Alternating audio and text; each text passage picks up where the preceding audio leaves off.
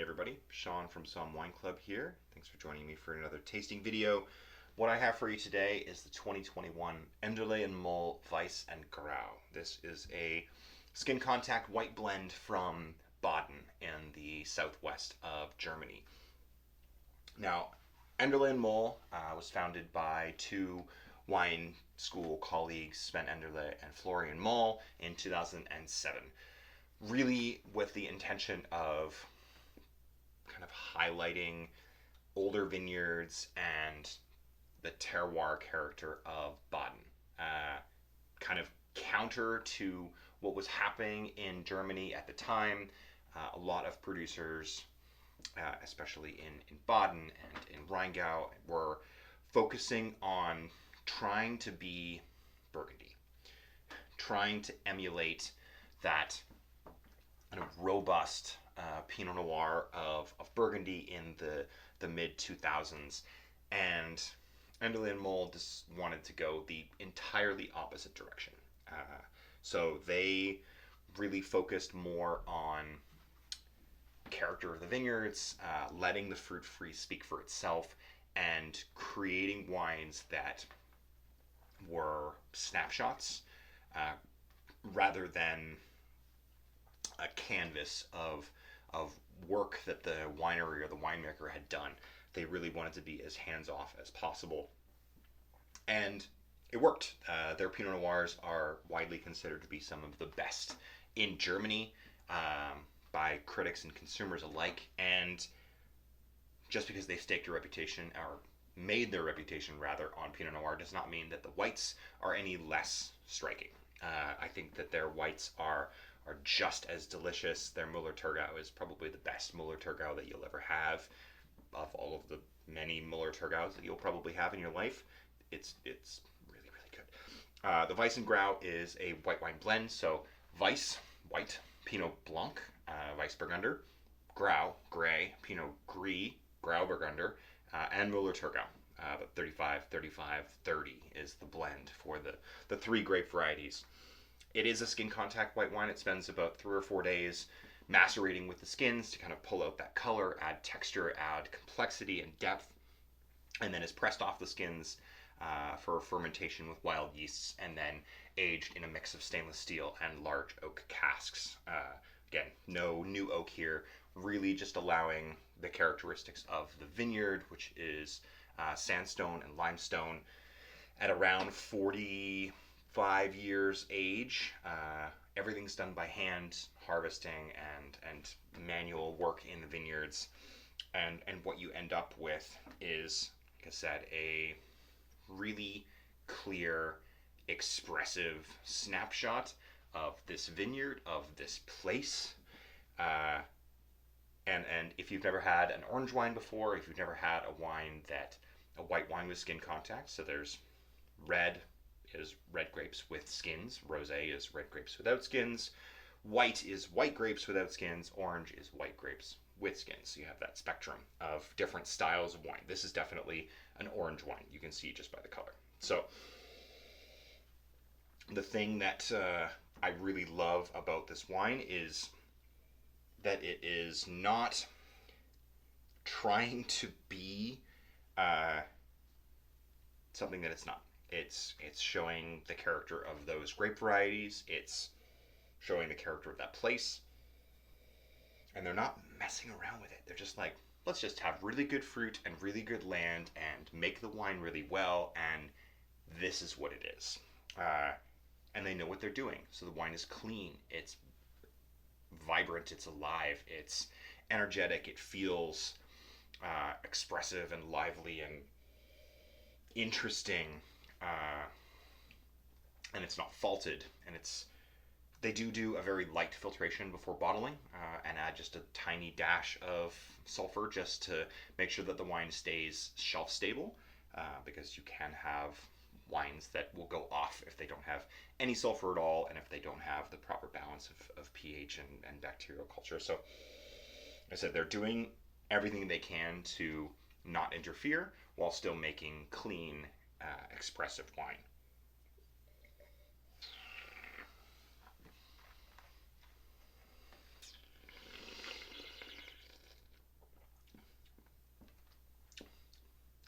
texturally, this wine is just so interesting and spectacular.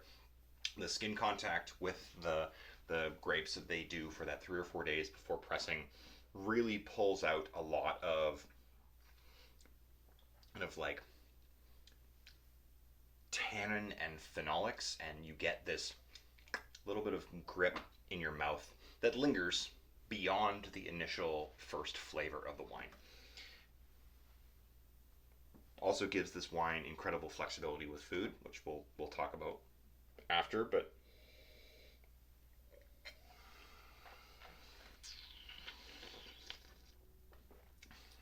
there's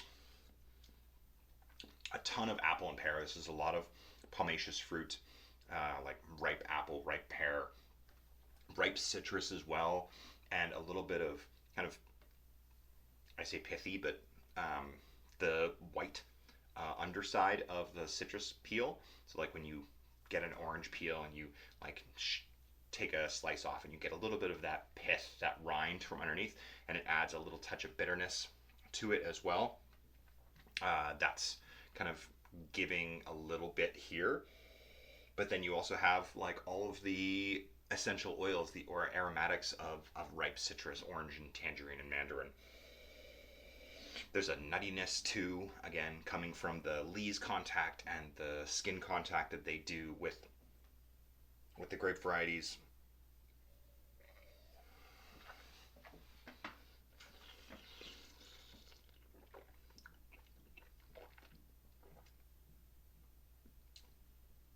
The wine has a really great balance of fruit, savory, mineral character. There's a ton of stony, chalky, earthy undertones to this wine.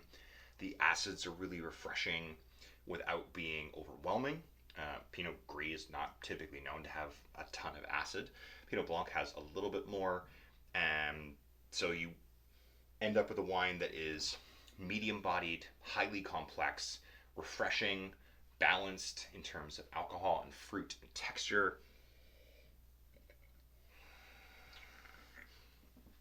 Is beautiful to look at. Like the color on this wine is just spectacular. If you poured it for a friend, they would probably just think you were drinking a rosé. But then you taste it, and it's like, this doesn't taste like any rosé I've ever had in my life. No, it's a rosé made from white grapes.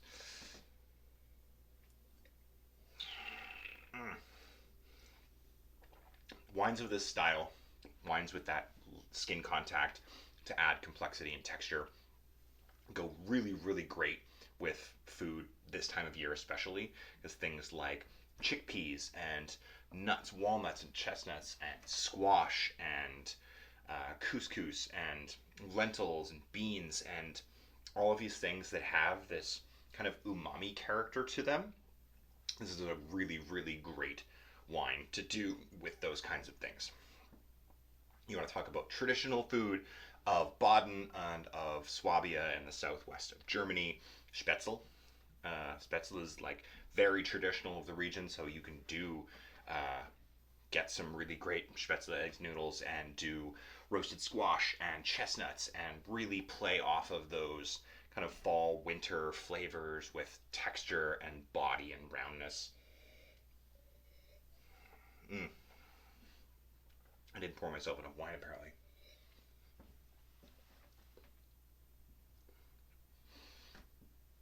That's my kind of orange wine. No offense. I hope that you all have the same feeling. I hope that you enjoy the Enderle Moll. I hope that this introduces you to like I said, one of Germany's greatest producers, and one that is pretty hard to get your hands on actually, because they only make 75 or 80,000 bottles total. This particular bottling is only a little over 300 cases, 330 cases. So having 2 cases available for the wine club was just great. I'm really happy to be able to share this one with everybody. So thanks to Cava Selections, to Andres and Vivi for bringing in the wines from Enderle Moll. I'm really grateful to Florian Moll for making such an incredible wine, and I'm thankful for all of you for enjoying it and for letting me know that this is a kind of wine that you're interested in. And Yeah, let me know in the comments what you think. If you've ever had an orange wine before, if you've ever had a German wine that wasn't Riesling before, uh, and what you're gonna enjoy for food. So thanks very much for watching the video of the Enderle Moll. I hope you enjoy, and until next time, drink well.